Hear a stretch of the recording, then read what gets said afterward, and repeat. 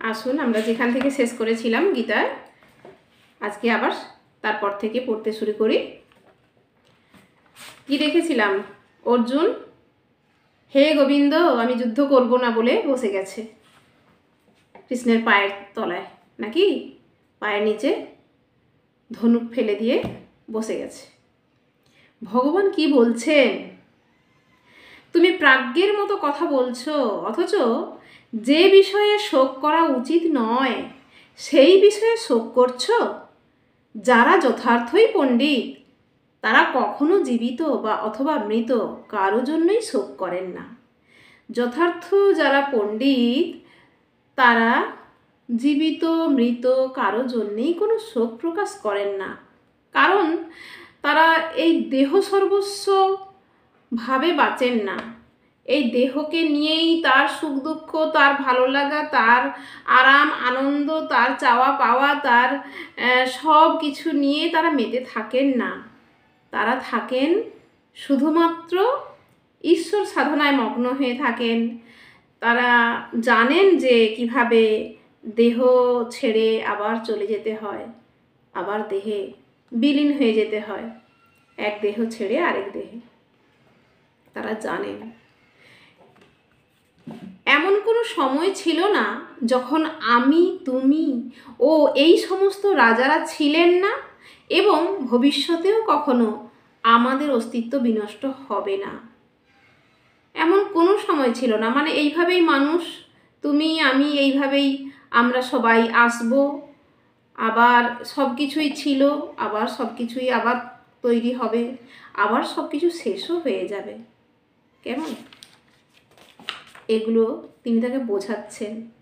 দেহির দেহ যেভাবে কৌমার যৌবন ও জরার মাধ্যমে তার রূপ পরিবর্তন করে চলে, আমরা তো মানুষ, আমাদের দেহ রয়েছে। দেহ থাকা মানেই তার কৌমার মানে কুমার অবস্থা থাকবে, যৌবন থাকবে, এবং তার জরা ব্যাধি, বয়স্ক হয়ে গিয়ে জরা ব্যাধি, এই সমস্তগুলো থাকবে। হ্যাঁ, তার রূপ পরিবর্তন করে চলে। মৃত্যুকালে তেমনই ওই দেহি এক দেহ থেকে অন্য কোনো দেহে দেহান্তরিত হয়। স্থিতপ্রজ্ঞ পণ্ডিতেরা কখনোই এই পরিবর্তনে মুহ্যমান হয় না। যারা স্থিতপ্রজ্ঞ পণ্ডিত ব্যক্তি, যারা এই দেহতত্ত্ব ভালো বোঝেন, যাদের এই সমস্ত ধারণা রয়েছে, তারা এই একটা দেহ চলে যাওয়ার, বিনাশ হয়ে যাওয়ার জন্য আফসোস করেন না। তারা এই যে ভালো মন্দ, এইসবগুলো তারা এসব ভেবে দেখেন না। ভগবান বলছেন, হে কন্তেয়, ইন্দ্রিয়ের সঙ্গে বিষয়ের সংযোগের ফলে অনিত্য সুখ ও দুঃখের অনুভব হয়। সেগুলি ঠিক যেন শীত ও গ্রীষ্ম ঋতুর গমনাগমনের মতো। হে ভরত কুলপ্রদীপ, এই ইন্দ্রিয়জাত অনুভূতির দ্বারা প্রভাবিত না হয়ে সেগুলি সহ্য করার চেষ্টা করো। এগুলো তো শীত আর গ্রীষ্ম ঋতুর মতো, আসতেই থাকবে। শীতকাল যখন, তখন শীতের মতো আচরণ করতে হবে। গরমকাল যখন, তখন গরমকালের মতো আচরণ করতে হবে। এখানে একটা উদাহরণ দিয়েছে, দেখুন কি বলেছে। যে শাস্ত্রের অনুশাসন মেনে চলে সে মাঘ মাসের প্রচণ্ড শীতেও খুব ভোরে স্নান করতে ইতস্তত করে না। তেমনি গ্রীষ্মকালে প্রচণ্ড গরমেও গৃহিণীরা রান্না করা থেকে বিরত থাকেন না। প্রচণ্ড গরম, প্রচণ্ড রোদের তাপ, কিন্তু গৃহিণীরা সেই রান্নাঘরে যান এবং সেই আগুনের সামনে বসে থেকে তাদেরকে রান্না সমস্ত শেষ করতে হয়।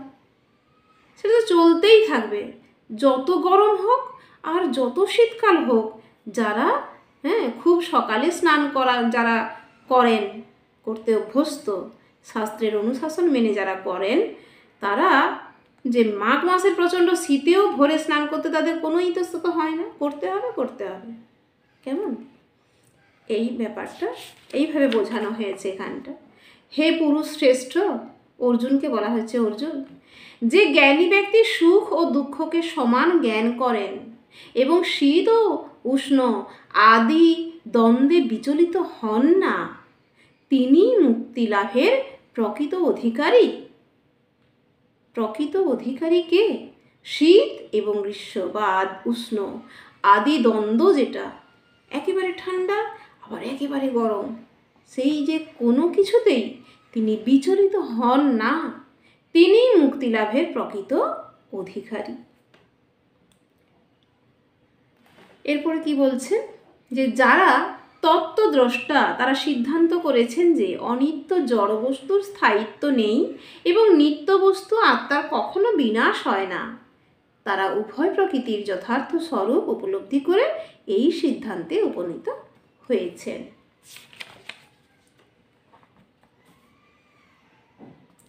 আচ্ছা, আমরা পরপর শ্লোকগুলোর একটু বাংলার অনুবাদগুলো পড়ে পড়ে চলেছি।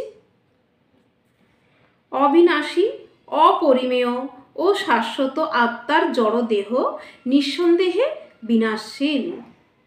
অতএব হে ভারত, তুমি শাস্ত্রবিহিত স্বধর্ম পরিত্যাগ না করে যুদ্ধ করো। তোমার ধর্মই তো যুদ্ধ করা, তুমি ক্ষত্রিয় হয়ে জন্মেছ, তাহলে তুমি যুদ্ধ করবে না? এটা কি করে হয়, তাই না? যিনি জীবাত্মাকে হন্তা বলে মনে করেন কিংবা যিনি একে নিহত বলে ভাবেন, তারা উভয়েই আত্মার প্রকৃত স্বরূপ জানেন না, কারণ আত্মা কাউকে হত্যা করেন না এবং কারো দ্বারা নিহতও হন না। এখানে আমাদের বলা হয়েছে এই কথা, যে আত্মা অবিনশ্বর, যে কথাটা আমরা শুনে থাকি সেই কথাটা বলা হয়েছে। আত্মার কখনো জন্ম হয় না বা মৃত্যু হয় না, অথবা পুনঃ পুনঃ তার উৎপত্তি বা বৃদ্ধি হয় না। তিনি জন্মরহিত, শাশ্বত, নিত্য এবং পুরাতন হলেও চিরনবীন। শরীর নষ্ট হলেও আত্মা কখনো বিনষ্ট হয় না। বড় ভারী লাগছে না শ্লোকগুলো?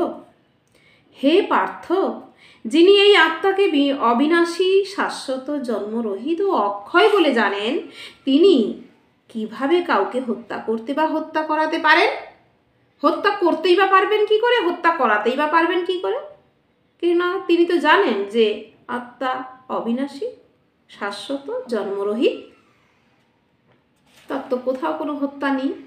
মানুষ যেমন জীর্ণ বস্ত্র পরিত্যাগ করে নতুন বস্ত্র পরিধান করেন, দেহীও তেমনি জীর্ণ শরীর ত্যাগ করে নতুন দেহ ধারণ করেন। এতক্ষণে আমরা সেই কথাটায় এসে উপস্থিত হলাম, যে জীর্ণ বস্ত্র পরিত্যাগ করে যেমন নতুন বস্ত্র পরিধান করা হয়, তেমনি করে দেহ জীর্ণ শরীর ত্যাগ করে নতুন দেহ ধারণ করে। আত্মাকে অস্ত্রের দ্বারা কাটা যায় না, আগুনে পোড়ানো যায় না, জলে ভেজানো যায় না, অথবা হাওয়াতে শুকনোও হয় না।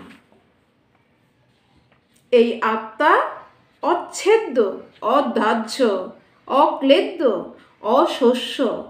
তিনি চিরস্থায়ী, সর্বব্যাপ্ত, অপরিবর্তনীয়, অচল এবং সনাতন। এই আত্মা অব্যক্ত, অচিন্ত অধিকারী বলে শাস্ত্রে উক্ত হয়েছে। অতএব এই সনাতন স্বরূপ অবগত হয়ে দেহের জন্য তোমার শোক করা উচিত নয়। তুমি শোক করো না, এর জন্যে শোক করা উচিত নয়।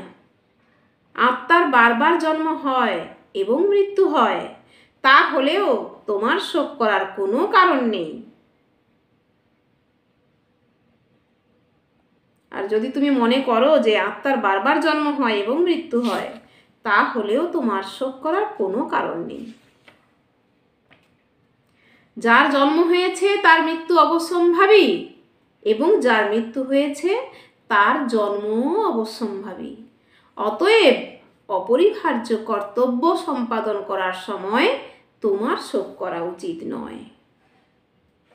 হে ভারত, সমস্ত সৃষ্ট জীব উৎপন্ন হওয়ার আগে অপ্রকাশিত ছিল, তাদের স্থিতিকালে প্রকাশিত থাকে, বিনাশের পর আবার অপ্রকাশিত হয়ে যায়। সুতরাং সেই জন্য শোক করার কি কারণ? কোনো কারণ নেই তোমার শোক করার। কেউ এই আত্মাকে আশ্চর্যবোধ দর্শন করেন, কেউ আশ্চর্যভাবে বর্ণনা করেন, কেউ আশ্চর্য জ্ঞানে শ্রবণ করেন, আর কেউ শুনেও তাকে বুঝতে পারেন না। হে ভারত, প্রাণীদের দেহে অবস্থিত আত্মা সর্বদাই অবদ্ধ। অতএব কোনো জীবের জন্য তোমার শোক করা উচিত নয়। ক্ষত্রিয় রূপে তোমার স্বধর্ম বিবেচনা করে তোমার জানা উচিত যে ধর্ম রক্ষার্থে যুদ্ধ করার থেকে ক্ষত্রিয়ের পক্ষে মঙ্গলকর আর কিছুই নেই। তাই তোমার দ্বিধাগ্রস্ত হওয়া উচিত নয়। তুমি ক্ষত্রিয়, তোমার ধর্মটাই যুদ্ধ করা, সেই ক্ষত্রিয় ধর্ম তুমি সেটা করলে তুমি মঙ্গলকর, সেটাই হবে তোমার কাছে। তার থেকে তো বেশি কিছু মঙ্গল হতে পারে না। স্বর্গদ্বার উন্মোচনকারী এই প্রকার ধর্মযুদ্ধে অংশগ্রহণ করার সুযোগ না চাইতেই যে সব ক্ষত্রিয়ের কাছে আসে তারা সুখী হন। কিন্তু তুমি যদি এই ধর্মযুদ্ধ না করো, তাহলে তোমার স্বীয় ধর্ম এবং কীর্তি থেকে ভ্রষ্ট হয়ে পাপ ভোগ করবে। সমস্ত লোক তোমার কীর্তিহীনতার কথা বলবে এবং যে কোনো মর্যাদাবান লোকের পক্ষেই এই অসম্মান মৃত্যুর অপেক্ষাও অধিকতর মন্দ। কিভাবে বলছেন দেখেছেন তো? বোঝাচ্ছেন কিভাবে? সত্যিই তো ক্ষত্রিয়, তিনি ক্ষত্রিয় ধর্মটাই তো যুদ্ধ করা, তাই না? তো তার বাইরে তো তার যাওয়া চলে না, তাই না? যাই হোক, সাধারণ মানুষের দেহ নিয়ে অর্জুন এসেছেন। তার মধ্যে সেই দেহী মানুষের যা কিছু বোধ, বুদ্ধি, চাওয়া পাওয়া, সুখ দুঃখ, আবেগ কাজ করছে, সেখানে পরম ঈশ্বর ভগবান তিনি বোঝাচ্ছেন কিভাবে মানুষ একটা দেহ থেকে আরেকটা দেহে চলে যায়, একটা দেহ ছেড়ে দিয়ে জীর্ণ বস্ত্রের মতো, ছেঁড়া বস্ত্র জামা কাপড় পাল্টে ফেলার মতো করে একটা শরীর থেকে আরেকটা শরীরে চলে যেতে হয়। আত্মা কখনো তার মৃত্যু নেই, আত্মা অবিনশ্বর, তাকে মারা যায় না, তাকে জলে ভেজানো যায় না, তাকে পোড়ানো যায় না। কেমন? সবাই ভালো থাকুন, নমস্কার। আবার পরের দিন আবার একটু বসবো, একটু একটু করে পড়ি, বুঝে নেওয়ার চেষ্টা করি, অন্তত শুনি না কি আছে। আসুন, পরের দিন আবার দেখা হচ্ছে। ভালো থাকুন সবাই।